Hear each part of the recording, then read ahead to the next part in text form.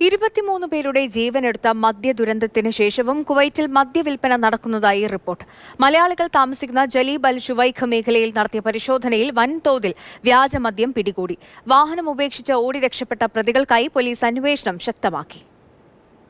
വിഷമദ്യം കഴിച്ച് മലയാളികളടക്കം നിരവധി പ്രവാസികൾ മരിച്ചതിനു ശേഷവും കുവൈറ്റിൽ മദ്യവിൽപ്പന നടക്കുന്നുവെന്നാണ് റിപ്പോർട്ട്. പോലീസ് നടത്തിയ പരിശോധനയിൽ ജലീബ് അൽ ഷുവൈക്കിൽ നിന്നും 2 വാഹനങ്ങളിലായി എത്തിച്ച മദ്യം പിടികൂടി.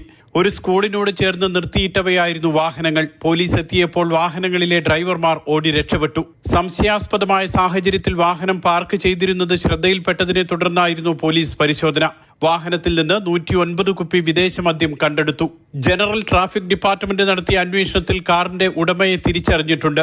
വെസ്റ്റ് അബ്ദുള്ള അൽ മുബാറക്കിൽ വ്യാജമദ്യം വിൽപ്പന നടത്തിയ മറ്റൊരു വാഹനം സുരക്ഷാസേന പിടിച്ചെടുത്തു. ഇതിന്റെ ഡ്രൈവറും വാഹനം ഉപേക്ഷിച്ച് ഓടി രക്ഷപ്പെട്ടു. 47 കുപ്പി മദ്യമാണ് ഇവിടെ നിന്നും കണ്ടെടുത്തത്. 2 കേസുകളിലും പ്രതികളെ കണ്ടെത്താനുള്ള അന്വേഷണം പോലീസ് ആരംഭിച്ചിട്ടുണ്ട്. കഴിഞ്ഞയാഴ്ചയുണ്ടായ മദ്യദുരന്തത്തിന് പിന്നാലെ ആഭ്യന്തര വകുപ്പിന്റെ നേതൃത്വത്തിൽ വ്യാപകമായ പരിശോധനയാണ് രാജ്യത്ത് നടക്കുന്നത്. Mathrubhumi news, Kuwait city.